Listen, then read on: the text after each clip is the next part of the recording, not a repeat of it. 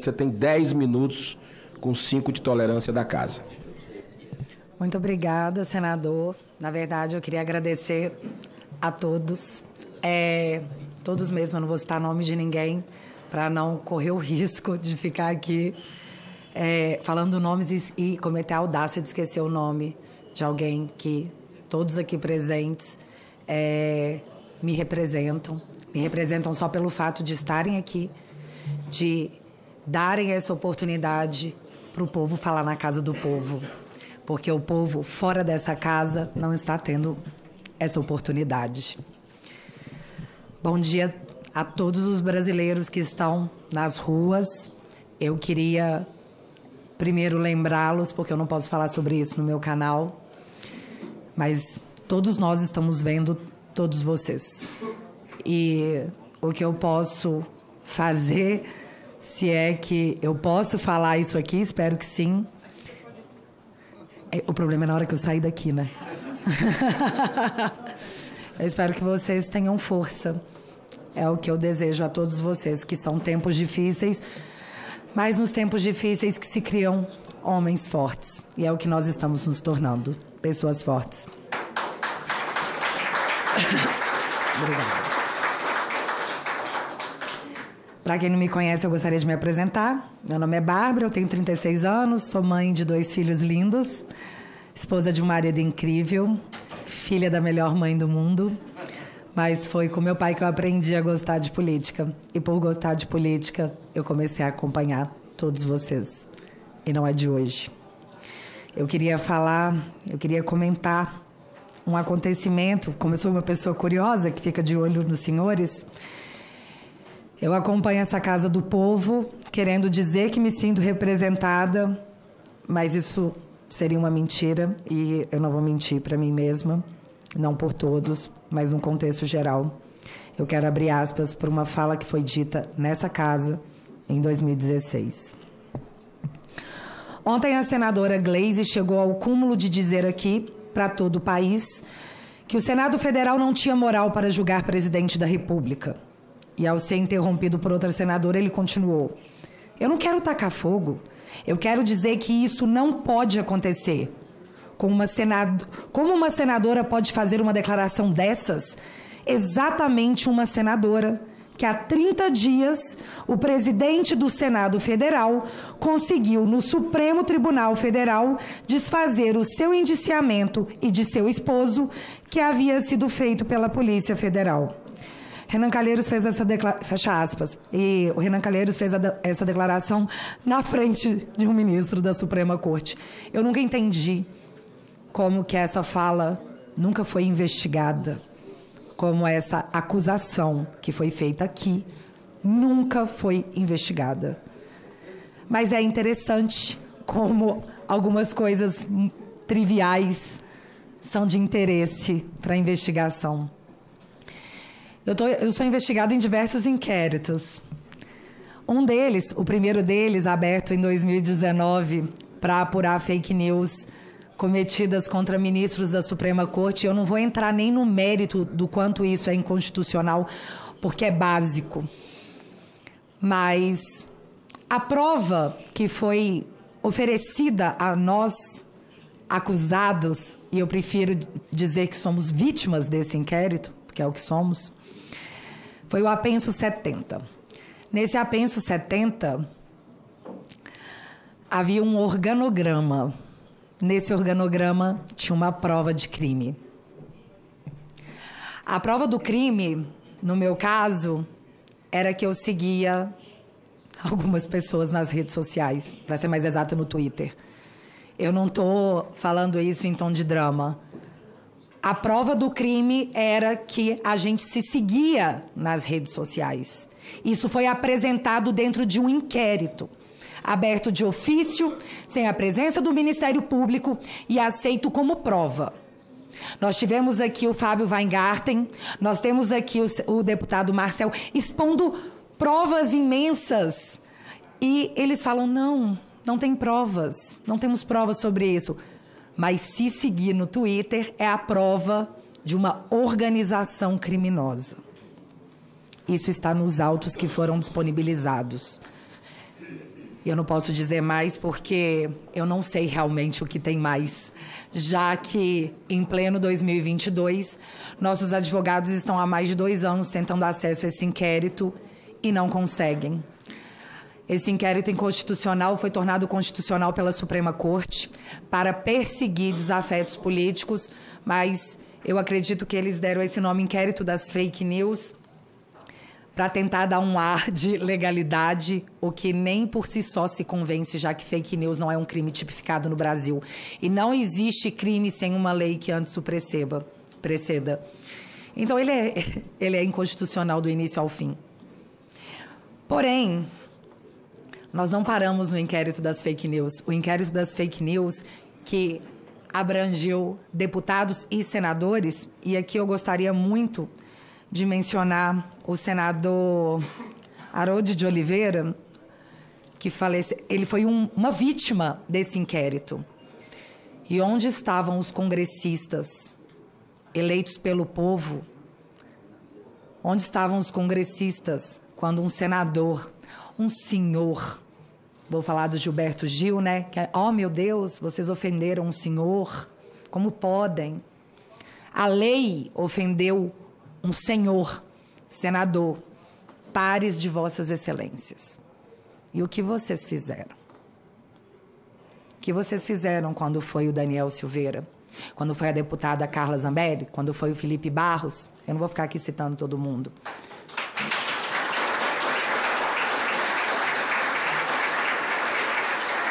O que aconteceu, e todos nós assistimos, infelizmente, foi a omissão completa daqueles parlamentares que o povo confiou para que nos representassem. Muitos de vocês, deputados, e eu não estou falando isso para agredir ninguém, eu estou aqui aplaudindo a coragem de todos os senhores que estão aqui hoje, porque eu sei que estar aqui hoje se tornou um ato de coragem. É um ato de rebeldia contra esse mundo cruel, porque é o que a gente pode falar, no máximo. Eu, pelo menos. Eu sei que os senhores estão tentando, mas, como disse o próprio deputado, todos nós falhamos. Mas nós vamos consertar isso, como sociedade, porque muitos são autoridades, são chamados de autoridades, mas, na verdade, os pares de vossas excelências são povo. Vocês são povo como nós, que gozaram da nossa confiança para nos representar através do voto.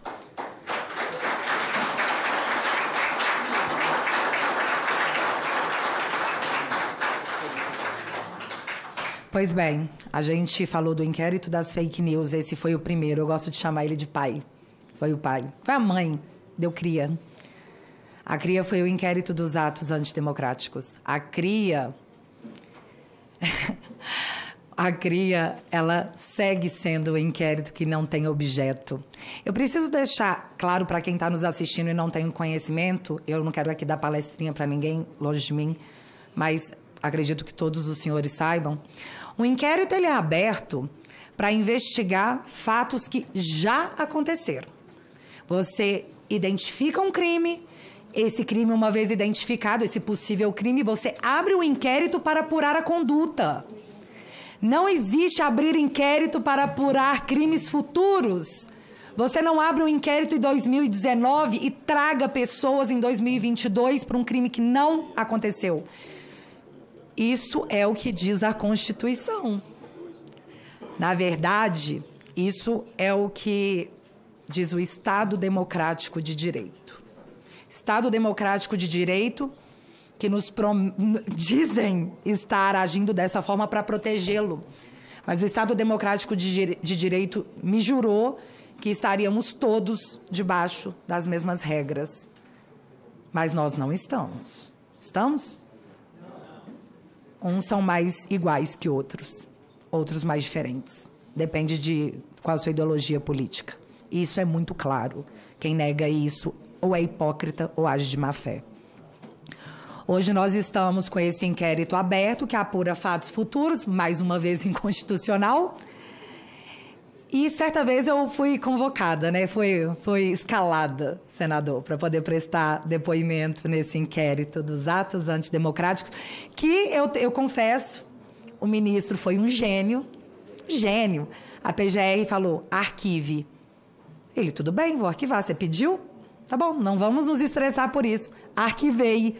No outro dia, ele abriu outro idêntico, com um nome diferente, abrindo um espelho do mesmo inquérito. E todo mundo viu. Todo mundo viu isso acontecer.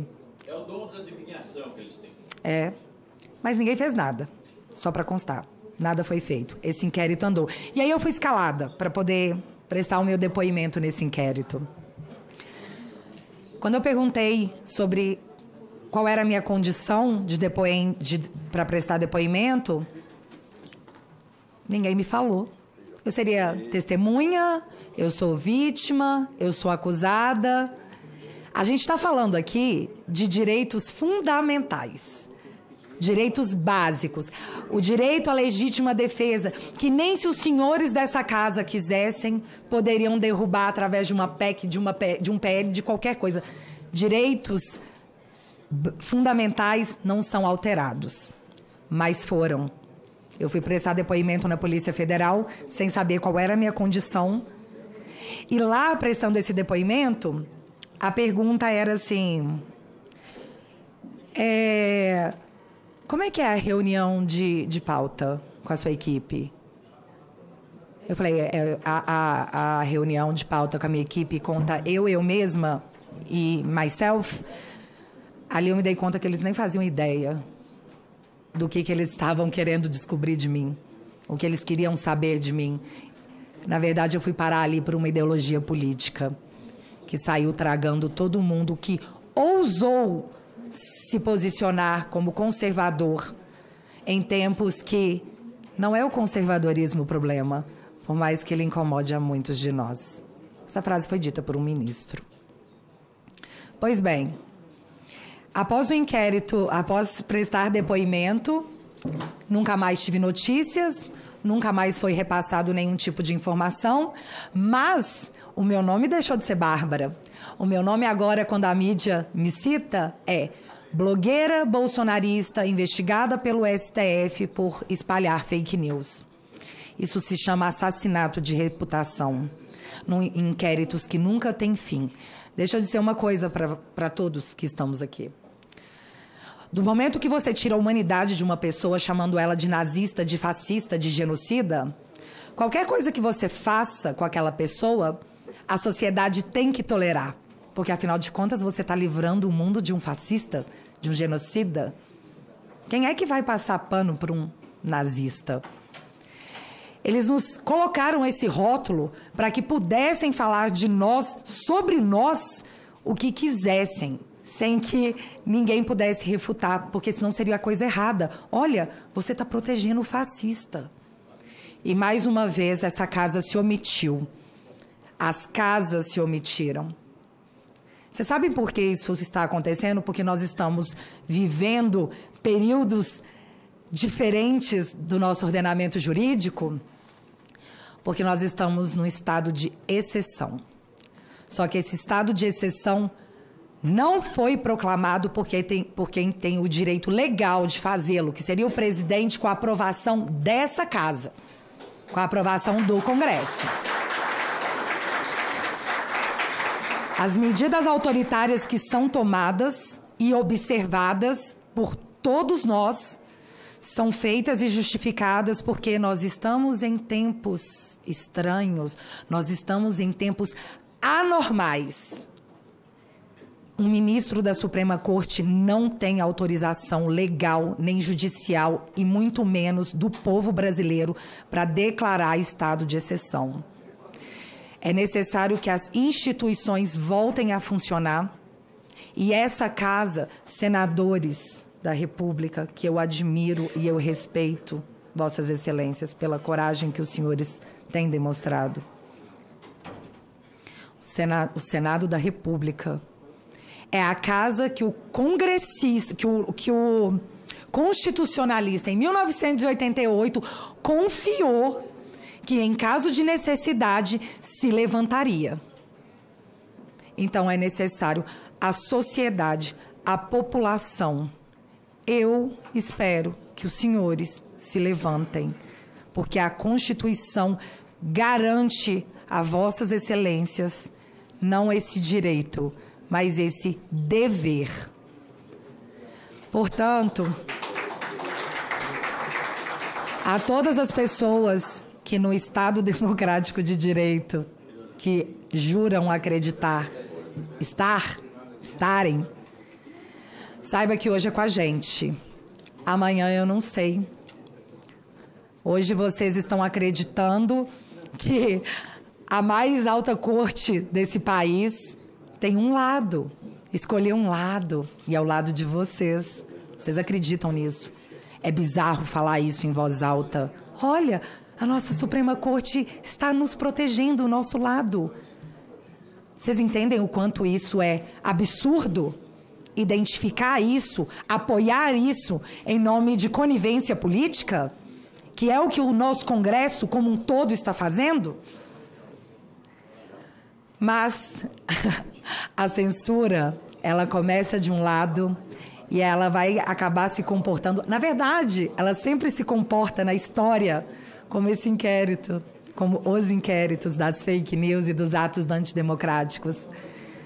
Vai tragar a todos, vai puxar a todos.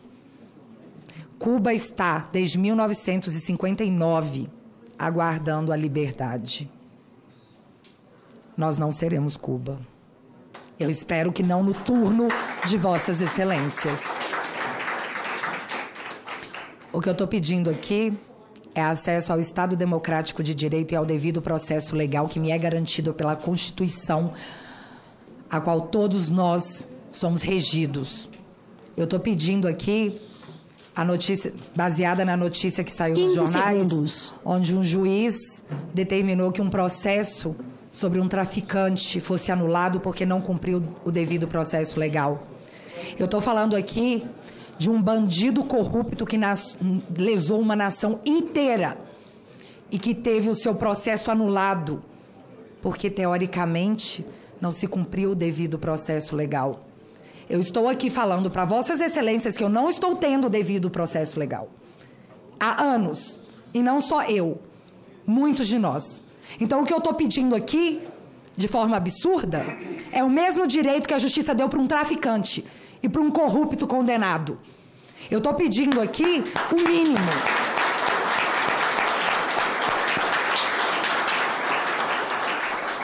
Eu sei que soa ridículo falar em voz alta, mas eu só estou pedindo o mínimo.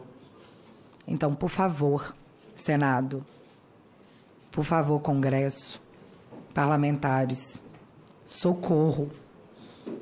Socorro. Por todas as pessoas que estão na rua, como foi bem dito. Elas não sabem mais para quem pedir ou o que pedir. Elas estão desesperadas porque não confiam mais nos representantes que elas elegeram. Por favor, Congresso, senadores, não decepcionem o povo de vocês, seus pares reais, porque vocês não são políticos, vocês estão políticos, vocês são povo.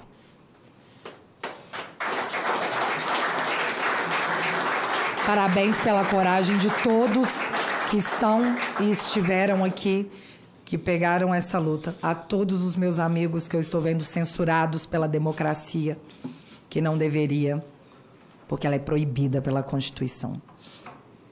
Então, muito obrigado, senadores, congressistas. E é isso. Por favor, nós contamos com todos vocês. Muitíssimo obrigada, obrigado. Gente. Muitíssimo obrigado. Bárbara.